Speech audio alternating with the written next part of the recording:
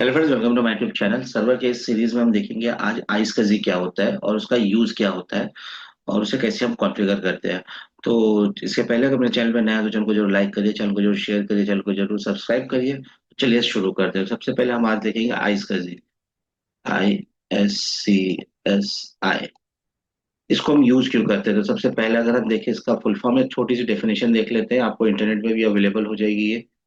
मैं भी वहीं से लाया हूँ बेसिकली, क्योंकि अगर आप अलग अलग डेफिनेशन भी देखोगे तो आपको अलग अलग जगह मिलेगी। तो जो नॉर्मल डेफिनेशन हम यूज करते हैं उसी को डिस्कस कर लेते हैं। तो सबसे पहले ISC stands for internet small computer system interface.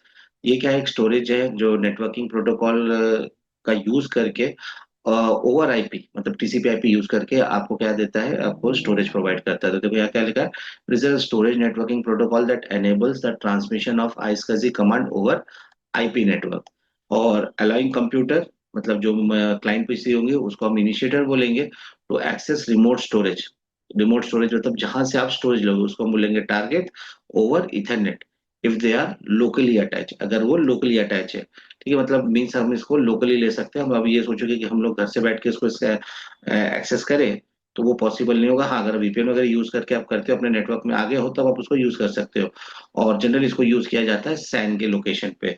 ठीक है, और इसका यूज केस ये है कि अगर आप वहां पर, अगर स्टोरेज एरिया नेटवर्क है आपका, तो आप वहां पर डेटा सेंटर्स हो गए, वहां पर आप इसका यूटिलाइज कर सकते हो फॉर इसके लिए डेटा डिजास्टर रिकवरी के लिए। डिजास्टर रिकवरी के लिए यूज कर सकते हो, बैकअप के लिए यूज कर सकते हो। तो जनरली हम इसका यूज केस ही है।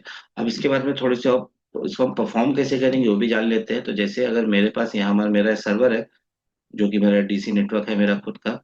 ठीक है, shubikesh.com करके। ठीक है।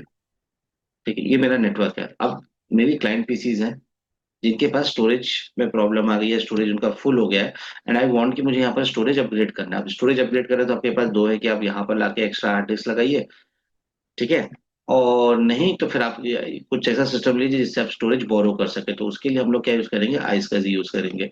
ठीक है, अब यहाँ पर मेरे पास जैसे स्टोरेज फुल हो गई तो मेरा सबसे पहला क्या होना चाहिए, तो अपना टीम का मेंबर होना चाहिए या तो इसके लोकली नेटवर्क में अटैच होना चाहिए। तो हम क्या करेंगे, हम जैसे ये सर्वर में है, ठीक है, तो हम इस सर्वर की हार्ड डिस्क को भी यूज कर सकते हैं। नहीं तो मैं यहाँ पर एक एक्स्ट्रा हार्ड डिस्क ऐड कर लूंगा। ठीक है, और इस हार्ड डिस्क को मैं यहाँ पर शेयर करूंगा ओवर टीसीपी आईपी। ठीक है, ओवर टीसीपी आईपी यूज करेंगे हम लोग इसको शेयर करने के लिए। अब यहाँ पर थोड़े जैसे हमने यहाँ पर देखे थे, यहाँ पर एक इनिशिएटर वर्ड आया था, यहाँ पर एक टारगेट वर्ड आया था। तो टारगेट वो कंप्यूटर होता है जहां से आपको स्टोरेज मिलेगा। मतलब ये मेरा टारगेट पीसी हो जाएगा, जहां से मैं क्या दूंगा, इसको इसको स्टोरेज दूंगा। और ये मेरा इनिशिएटर पीसी, इनिशिएटर मतलब इनिशिएट करना किसके लिए, स्टोरेज के लिए। तो ये मेरा इनिशिएटर हो जाएगा। ठीक है,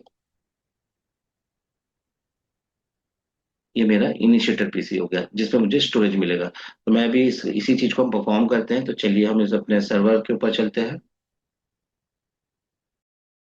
तो जैसे अगर आप देखोगे तो दिस इज माय सर्वर, जो मेरा डोमेन है। ठीक है, तो अगर आप देखेंगे यहाँ पर, तो ये मेरा shubikesh.com डोमेन है, मशीन है। ठीक है, एक बार हम नेटवर्क चेक कर लेते हैं इसका। ये देखिए मेरा shubikesh.com है, मतलब मेरा डोमेन रिजॉल्व है।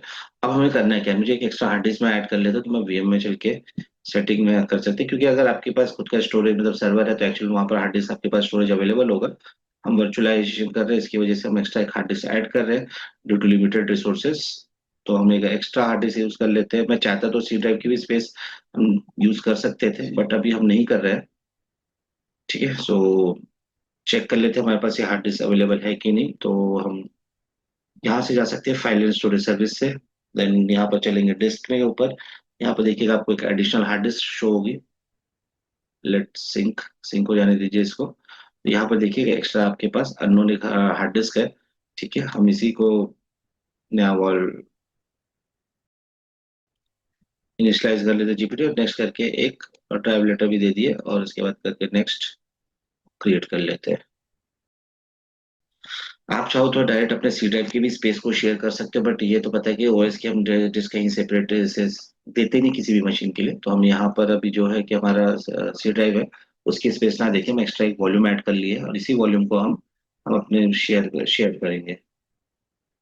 नाउ वॉल्यूम्स में चेक करते हैं। देखिए अब अपने पास एक ई ड्राइव आ चुका है इसी स्पेस को, या तो आप फिर एक्सप्लोरर के थ्रू भी जाके चेक कर सकते हो।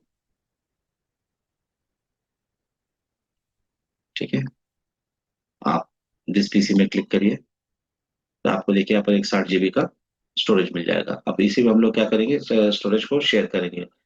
ठीक है, तो अब इसके लिए हमें सबसे पहला काम क्या करने का है, हम आइसकजी में चलेंगे और यहाँ पर करेंगे टू इंस्टॉल आइसकजी टारगेट। आपको एक रोल इन फीचर ऐड करना, आप यहाँ से भी कर सकते हो, या आप मैनेज में जाओ, ऐड रोल्स एंड फीचर्स में जाओ, नेक्स्ट करिए, नेक्स्ट करिए। फिर जो भी जिसके ऊपर करना है, जो भी आपको सर्वर के ऊपर करना है सर्वर चूज करिए, देन नेक्स्ट करिए, then file and storage service में चलिए। थोड़ा सा नीचे आएंगे तो यहाँ पर आपको दिखेगा आइसकजी टारगेट सर्वर, तो आप यहाँ पर क्लिक करिए टारगेट सर्वर पर, then go to the next, next, restart में क्लिक करके रखिए, यस करिए, और यहाँ करिए इंस्टॉल। तब इससे क्या हो जाएगा कि आपका आइसकेजी का जो टारगेट सर्वर यहाँ पर इंस्टॉल हो जाएगा। फिर हम यहाँ पर हार्ड डिस्क शेयर करने की प्रोसेस स्टार्ट करेंगे, तो इसको हमको हो जाने देते हैं और थोड़ा सा वेट कर लेते हैं। ठीक है, ये कंप्लीट हो चुका है, इसे अब करेंगे क्लोज। ठीक है, एक बार हम इसे रिफ्रेश कर लेते हैं, देखिए जैसे अब हो गया। अब यहाँ पर आपको आ रहा है to create an iSCSI virtual disk, start the new iSCSI virtual wizard, तो हम यहाँ पर क्लिक करेंगे। अब आपके पास दो वॉल्यूम है, आप इसमें भी कर सकते हो, इसमें भी, तो हम ई ड्राइव पे हम करने वाले हैं। ठीक है, या आप डायरेक्ट इसके ऊपर भी कर सकते हो, या तो ब्राउज करके आप एक फोल्डर बनाओ, मतलब कहाँ पर आपको होना है, जैसे यहाँ पर लिए हमने एक, इसको सिलेक्ट कर सकते हैं और यहाँ पर एक फोल्डर बना के भी कर सकते हैं, जो भी आपको चूज कर अच्छा लगे। अब इसे नेक्स्ट करते हैं। अब आपको अपने हार्ड डिस्क का नाम देना है, तो मैं VSD1 दे देता हूँ। ठीक है, देन करते हैं नेक्स्ट। इसके बाद आपको कितने जीबी का लेना है, तो मैं इसको दे देता हूँ 50 GB। ठीक है, और डायनेमिकली एक्सपांडिंग रखिएगा, जिससे आपको एग्जैक्ट साइज आप हार्ड डिस्क से कंज्यूम ना करे, जैसे जैसे आपका आपकी हार्ड डिस्क फुल हो वैसे स्पेस मिलते रहे। तो मैंने 50 GB का एक हार्ड डिस्क बना लिया है, फिर मैं इसे नेक्स्ट करता हूँ। अब एक टारगेट सर्वर सेट करेंगे। ठीक है, तो उसका नाम दे देता हूँ मैं टारगेट TGT1, ये मेरा टारगेट 1 हो गया। देन हम इसके बाद हम नेक्स्ट करेंगे। अब आता है हमारा एक्सेस सर्वर। एक्सेस सर्वर मतलब जो इनिशिएटर मशीन रहेंगे जो इसको एक्सेस करेंगी। ठीक है, तो मैं इसे ऐड करता हूँ। ऐड करने के बाद आपके पास अलग अलग ऑप्शन है जिसके थ्रू आप एक्सेस कर सकते हो। एक तो IQN नेम हो गया, फिर DNS नेम हो गया, IP एड्रेस हो गया और मैक एड्रेस हो गया। तो IP एड्रेस से हम लेते हैं और एक बार चेक कर लेते हैं हमारी इस मशीन का IP क्या है। तो मेरे क्लाइंट PC के हम चलते हैं।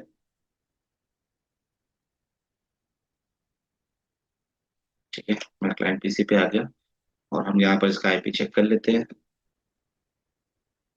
IP कॉन्फ़िगर करेंगे। यहाँ मेरा इसका IP 10.0.0.10। ठीक है, सो मैं इधर आ जाता हूँ, 10 लिख दिया। देन इसके बाद हम इसको करते हैं ओके। आफ्टर नेक्स्ट, देन हम यहाँ कोई ऑथेंटिकेशन मेथड नहीं लेते हैं क्योंकि हम लोग अभी लैब इन्वायरमेंट में है। नेक्स्ट करेंगे और यहाँ करेंगे हम लोग इसको क्रिएट। तो अब ये क्या हो रहा है, आपका एक टारगेट सर्वर में आपकी हार्ड डिस्क क्रिएट हो रही है, तो ये क्रिएट हो गई। अगर हम चेक करें अपने वॉल्यूम में जाके, तो आपको वहां पर इस पीसी में चलते हैं, ई ड्राइव पे चलिए, देखिए यहाँ पर आपको एक VSD1 करके दिख गया है, ये आपकी वर्चुअल हार्ड डिस्क है। अब इसी हार्ड डिस्क को हम कनेक्ट करेंगे हम अपने लोकल मशीन पर। ठीक है, जो मेरी क्लाइंट पीसी है। ठीक है, तो हम लोग एक बार यहाँ पर चलते हैं, DISTest.MSC कर लेते हैं। आपको एक बार डिस्क मैनेजर दिखा देते हैं। अगर आप चेक करेंगे तो इधर देखिए आपके पास एक डिस्क बेसिक जीरो डिस्क है और एक आपका CD रोम है। फिलहाल हमारे पास अभी दूसरा कोई वॉल्यूम नहीं है। अब हम इसको ऐड करेंगे, तो इसके लिए हमको क्या करना है, स्टार्ट में चलते हैं हम लोग और यहाँ पर हम लोग इनिशिएटर सर्च करेंगे। ठीक है, तो देखिए आइस का इनिशिएटर आ गया। इसे ओपन करिए, पहली बार सर्विस ये ऑन करेगा तो यस कर दीजिएगा। ठीक है, ये इनिशिएटर ओपन हो गया। आफ्टर दैट आपको करना क्या है, आप जाएंगे पहले डिस्कवरी के ऊपर, देन डिस्कवर पोर्टल करेंगे। यहाँ पर आपको अपने सर्वर का नाम डालना है, कौन से, आइसकजी टारगेट सर्वर का। तो मैंने यहाँ पर डाल दिया 10.0.0.1। फिर इसके बाद एडवांस में चलेंगे। देन कनेक्ट किसके थ्रू हो रहा है, माइक्रोसॉफ्ट आइसकजी इनिशिएटर के थ्रू, जो अडेप्टर है इसका। इनिशिएटर है मतलब जो इसको एक्सेस करने वाला है, तो वो 10 है। हम इसे ओके करते हैं, ओके करते हैं। ठीक है, इसके बाद हम चलते हैं टारगेट पे। देखिए अभी टारगेट इनएक्टिव है और ये इसका IQN है। ठीक है, हम इसको करेंगे कनेक्ट। कनेक्ट करने के बाद अब एडवांस में चलिए, सेम आपको अडेप्टर बताना है, इनिशिएटर आईपी बताना है, और कहाँ से आप इसको एक्सेस कर रहे हो। तो ये ध्यान रखिए 10.0.1 जो आपका टारगेट पे पीसी था, और पोर्ट नंबर है इसका 3260। बस इसे आपको ओके कर दीजिए, ओके करिए, और यहाँ पर आके आप देखिए कनेक्टेड है। इसके बाद आप वॉल्यूम डिवाइसेस में चलिए और ऑटो कॉन्फ़िगर करिए। देखिए आपकी हार्ड डिस्क यहाँ पर दिख रही है, और इसके बाद आप ओके करिए। अब हम लोग क्या करते हैं, वापस से डिस्क मैनेजमेंट में चलते हैं। तो देखिए आपके पास एक एक्स्ट्रा 5 GB के 50 GB का पूरा हार्ड डिस्क आ चुका है। ठीक है, तो आप चाहो तो इसको पहले आप ऑनलाइन कर लीजिए, इनिशियलाइज करिए। ठीक है, MBR GPT जो भी आपको करना है आपने कर लिया इससे। अब इसके ऊपर आप चाहो वॉल्यूम बनाना है तो आप वॉल्यूम बना लीजिए। हम नेक्स्ट करते हैं, नेक्स्ट करते हैं, नेक्स्ट, नेक्स्ट और फिनिश। तो हमने अभी क्या किया, पूरा का पूरा 50 GB का एक वॉल्यूम यहाँ पर ऐड किया है। चेक करने के लिए अगर आप देखिए, इस पीसी में क्लिक करिए, और यहाँ चेक करोगे 50 GB का आपको हार्ड डिस्क स्पेस अवेलेबल हो गया। अब जो भी स्टोरेज आप डालोगे वो स्टोरेज आपका यहाँ पर आके आपके ये हार्ड डिस्क में दिखेगा। ठीक है, और अभी देखिए जैसे नॉट कनेक्टेड है, एक बार आप इसे रिफ्रेश कर दीजिए। देखिए ये कनेक्टेड हो गया। गाइस इस तरीके से हम अपने हार्ड डिस्क के ऊपर जो हमारा सर्वर है, हम उस पे आइस के को कॉन्फ़िगर करते हैं। तो वीडियो कैसी लगा आप जरूर बताइएगा। चैनल पे नए हो तो चैनल को जरूर लाइक करिए, शेयर करिए, चैनल को सब्सक्राइब करिए। Thank you.